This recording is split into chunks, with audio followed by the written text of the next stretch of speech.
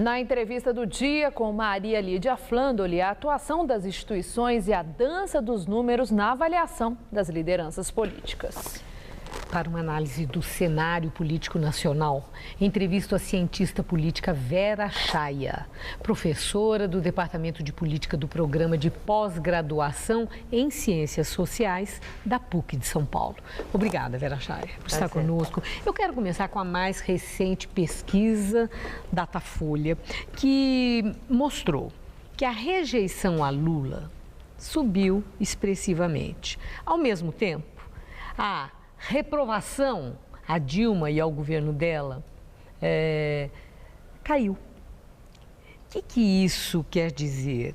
Segundo a percepção popular, Dilma estaria se desvinculando de Lula? A criatura está se descolando do criador?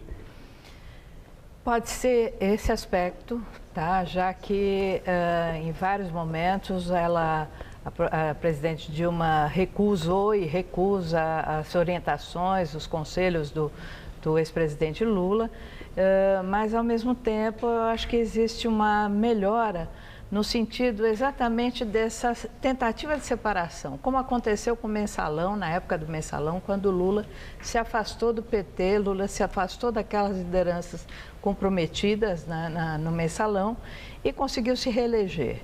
Eu acho que ela está tentando fazer isso, né, se desvincular do Lula e do próprio PT, mas eu acho que a situação é mais complicada, porque os assessores, ou principalmente o líder do Senado, que indicado pelo PT, indicado, enfim, pelo Executivo, foi preso. Então, não dá para negar que existe um lado complicador, que é exatamente a prisão do Delcídio do Amaral e que compromete não só a imagem do PT, mas a imagem do próprio governo. Ainda nessa pesquisa Datafolha, em todos os cenários para a sucessão presidencial, na preferência de votos, Lula, Aécio tiveram queda. Entretanto, Marina Silva teve um crescimento. Relativo. Relativo, mas teve. Mas isso pode ser um indicador de que, na percepção da opinião pública, Marina Silva possa personificar a candidata da mudança? Eu acredito que sim, porque se a gente for pensar, Aécio, enquanto líder do PSDB, ele tem uma participação pífia, ou seja, ele não se manifesta nos momentos mais cruciais de maior crise, ele se mantém ausente, tá? Ele só fala em outro momento, no momento que ele é entrevistado. Isso mostra uma liderança fraca, do ponto de vista de comando e de posição política. O Lula, é claro que eu acho que isso é um reflexo de toda essa situação que o PT está enfrentando, das prisões, da Operação Lava Jato, enfim, dos desmandos que ocorreram na Petrobras. E claro que o Lula reflete essa situação presente. Por outro lado, a Marina Silva ela conseguiu se manter distante. O único momento que ela se envolveu com esse lado da política, enfim, um lado que ela queria separar da política velha, ela queria defender uma política nova, foi quando ela apoiou o Aécio Neves. E apoiou depois de muito tempo. Né? E agora a gente está vendo o registro do partido dela, da rede, a mudança de vários parlamentares do PT que não gostaram de que está acontecendo, foram para a rede. Eu acho que existe uma grande possibilidade de crescimento enfim, uma potencialidade, né, do crescimento da Marina Silva, já que ela se manteve distante desse processo todo. Bom, agora das instituições, vamos falar um pouco. Na prisão do Delcídio, aquela firmeza e independência do Supremo, da Procuradoria-Geral da República, do próprio Senado, tudo isso é evidência de que as nossas instituições, as instituições brasileiras, estão mais consolidadas? Estão, mas o que nós vemos também é um papel predominante do Judiciário e do Supremo Tribunal Federal.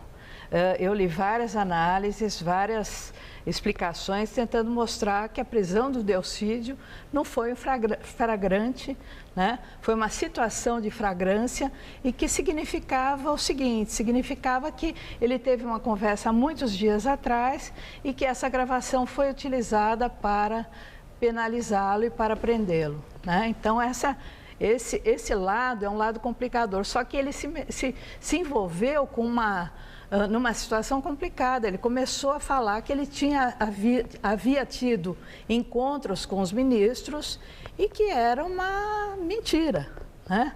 Pelo relato raivoso de todos os ministros citados. Então, eu acho que o Supremo tem uma posição central nesse processo e o Judiciário também.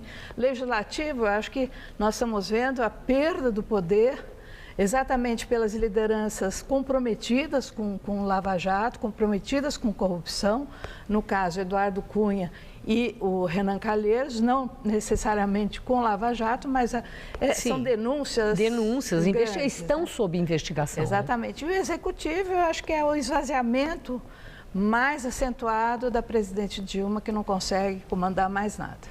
Bom, e o PT? Segundo o senador Paulo Paim, do Rio Grande do Sul, no PT, grande parte quer que o partido, que todas essas denúncias, as prisões, que tudo isso seja muito bem esclarecido para que o partido consiga voltar às origens, ao resgate daquilo que era sua bandeira, da ética, da justiça social. Diz que muita gente dentro do PT quer isso. Agora, um partido político tem chance de apagar o acontecido e começar de novo? Eu acho que tem. Você mudando as lideranças, mudando o perfil dos parlamentares, você dando mais atenção a determinadas propostas políticas. Agora, no caso específico do PT, eu acho que vai ser difícil. Qualquer partido pode se recuperar. Eu acho que é nesse sentido que eu vejo essa situação, né?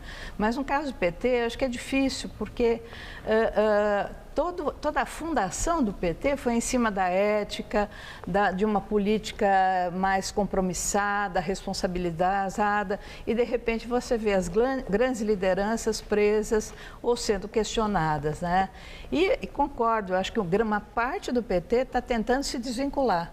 Ou eles estão migrando para outros partidos, ou existe até uma discussão de criação de um novo partido com perfil histórico do PT, né? Agora, o PT como tal, não sei se vai vingar novamente tal como ele era.